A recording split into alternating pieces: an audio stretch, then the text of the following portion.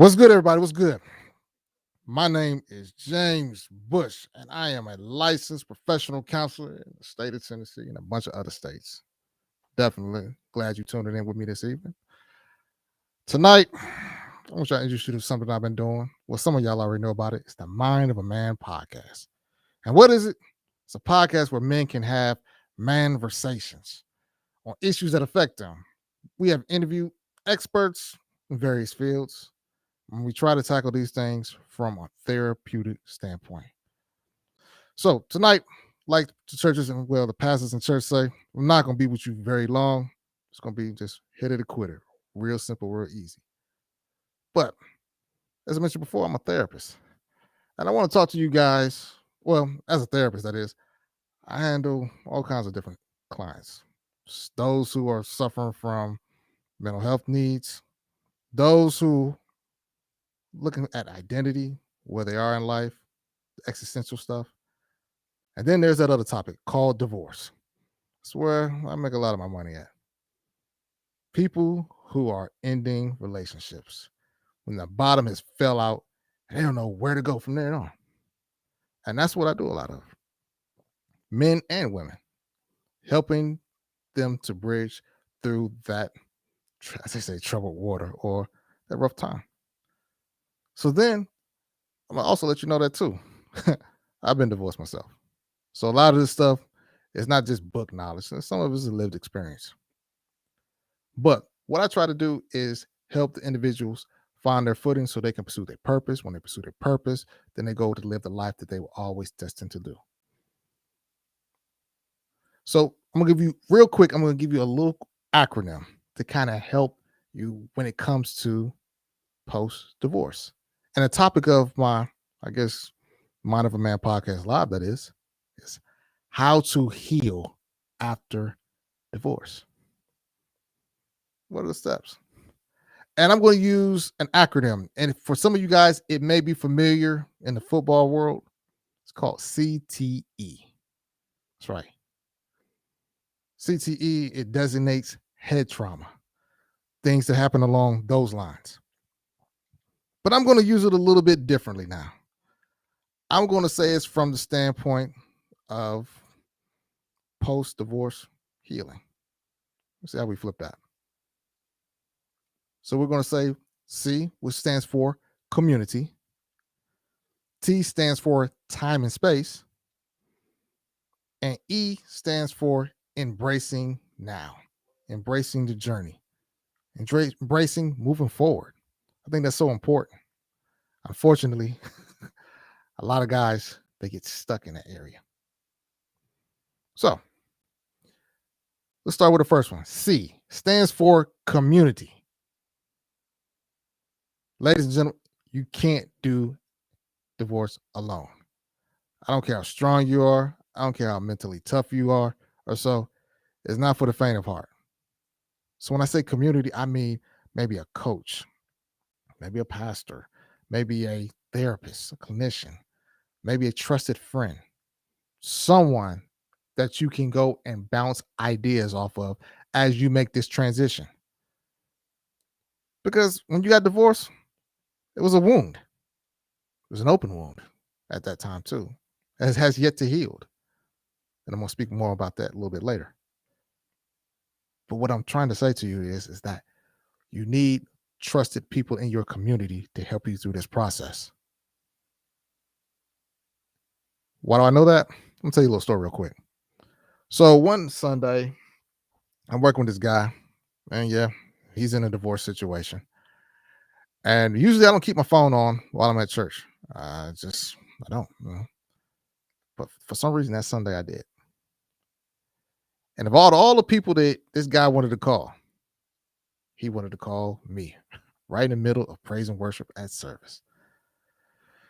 So the phone starts buzzing.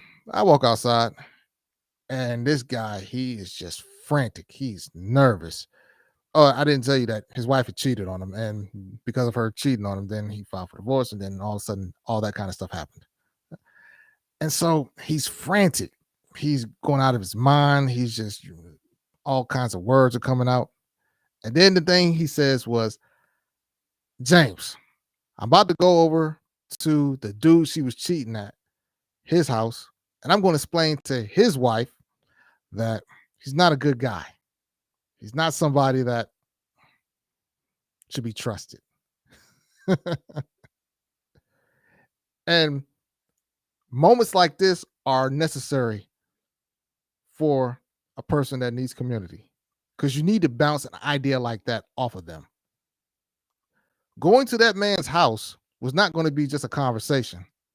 It probably was going to end in some type of violence.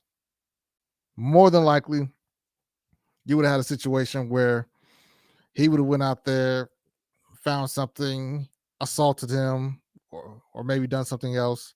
And by the end of the night, he would have been wearing an orange jumper with some letters on the back of it. Y'all catch my drift? Exactly. So community. Because again, in divorce, it comes in waves. You go through different ranges of emotions, different feelings, different sentiments. And what you have to understand is that you have to have people that are in your peer group and your support group to help you through that process. So that's C, community. Now let's move to T, which is time and space. Time and space is so important. Remember, as you get a divorce, when you get a divorce, a wound has opened up. That's right. You can't physically see it, but from a symbolic sense, you've been ripped apart from a life that you've known for I don't know how long. So there's going to be some tearing, there's going to be some scarring. And depending on how the relationship ended, you get the drift. And so what we have to do is we have to kind of figure out how much time do I need? How much space? Time and space is important because all the different thoughts and emotions and situations that come to your mind, you might want to kind of just, get some space, get some time to be able to process this stuff. Think about what you're doing. What happened in the relationship? What were you accountable for? What didn't you do? A lot of times guys like to point the finger at, well, she did this and she did that, and she wasn't this and she wasn't that, and everything. I'm like, oh, that's all cool and everything like that, because that might be factual. However, what are you accountable for? It's one of the biggest things that I had to even look at myself, you know. But I needed the time and space to do that. I didn't need distractions. I didn't need a bunch of people in my ear telling me, oh man, you this or you that, and anything like that. I didn't want to hear that. Now, a therapist, somebody's trained in these things, that's helpful. Someone who can give me a level of admonishment when I'm tripping, that's where that community portion comes in. That's helpful. But you got to watch who you're speaking into your life in that point in time, because it can put you in a place of doing something that causes you not to heal. Right. That's right. I'm talking about still healing after divorce. So you need the time. Wounds take time to heal. I haven't really seen a wound that just pretty much goes back to where it needs to be after the scar has taken place. It just doesn't happen. So what do? You allow the time for it. What does that mean in a practical sense? Take a vacation, go somewhere, travel, take a trip, take a couple trips, get out of your familiar settings, expose yourselves to different stimuli in different areas or so. See what that brings out of you. And many of you, especially when it came to that situation, haven't traveled in years. I know I didn't. Well, nah, that's not actually true. I did. But I needed to travel more. I needed new scenery. I was coming back, but I needed to be able to see something different.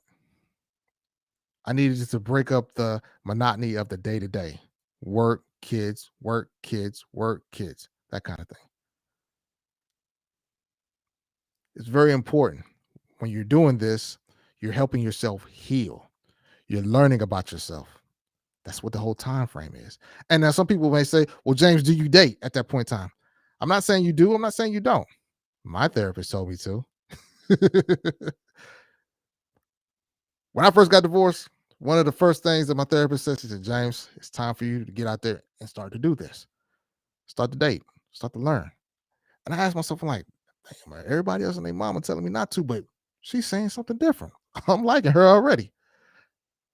And the reason she said that was on a case by case situation is because that was something that I needed. I can't say that it's for everybody. That's why you have a coach and a therapist to help you through those moments. And I'm glad I dated because I learned so much during that period and process. I learned a lot about myself and I learned a lot about just the world. Because again, was married for such a long time, hadn't done anything else since then. She taught me something. She said that it's I don't know, it's a theorist, I don't want to misquote well. It's based on reality therapy, if you want to look it up, William Glasser. And it's the concept of we learn more about ourselves in a reflection of others. And so sometimes people they'll say, "Well, I've done the work and I'm reading all these books and I haven't dated and I've taken my." Okay, that's you. That's cool. But in my time and space or so, I needed to see who I was and my reflection in what else was out there. We all are different learners, and I'm a doer.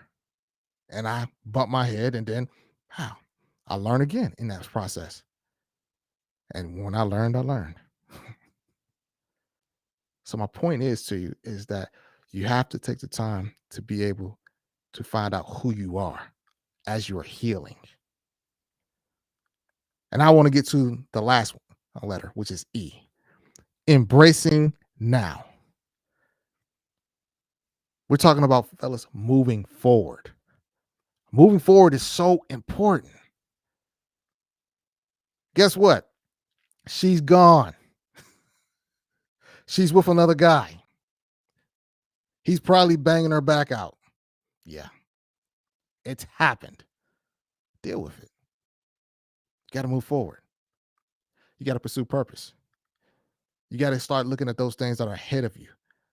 You can't live in the past. You can learn for a lot from it, but you can't live in it. That's how you heal. That's how you grow.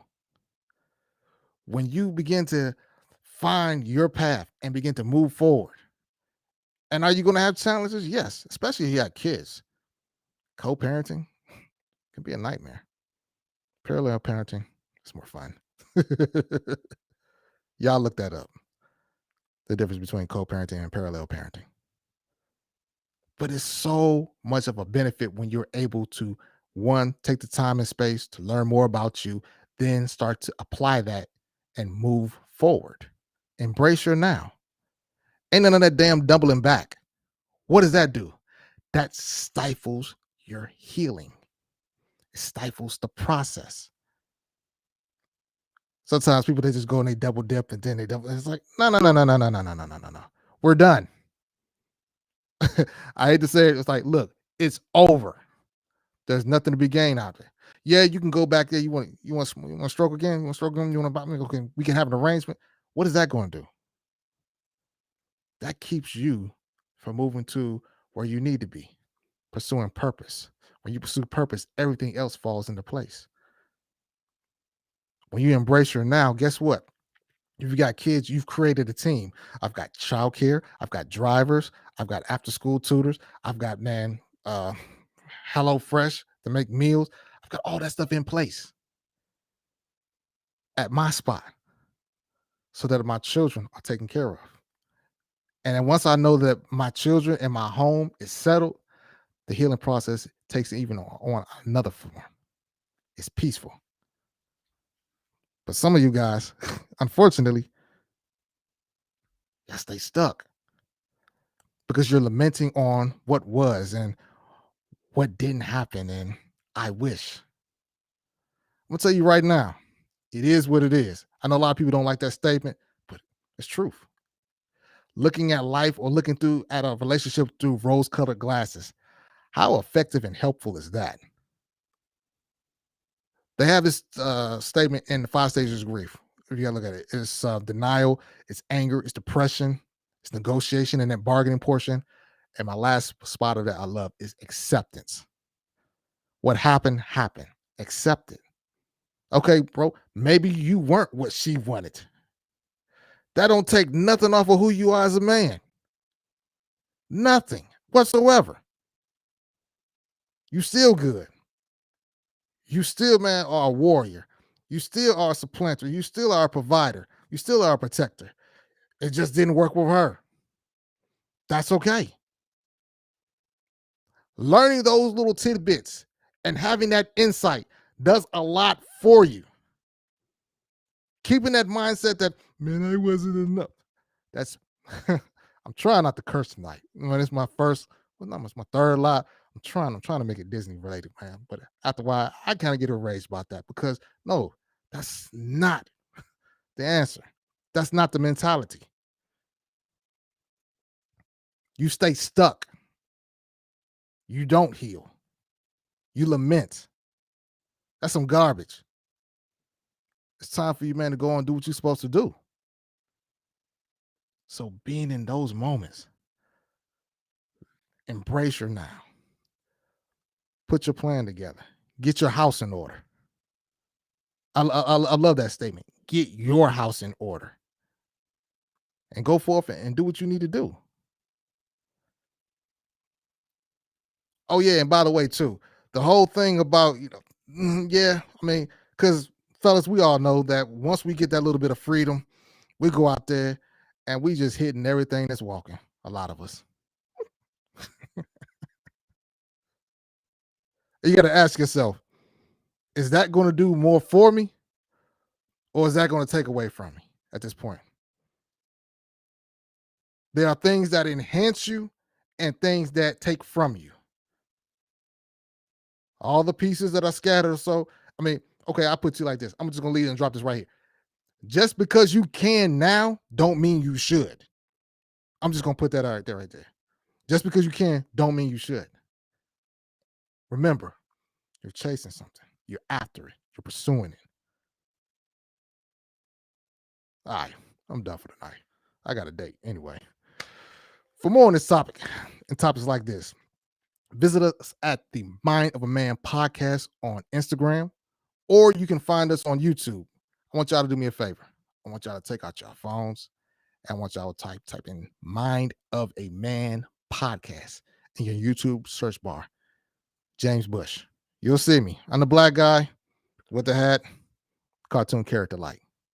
Subscribe, share, hit the bell for new episodes. Matter of fact, I got one coming out tomorrow. Guess what? It's on the topic of divorce. It's by a good buddy of mine. His name is Renee Garcia.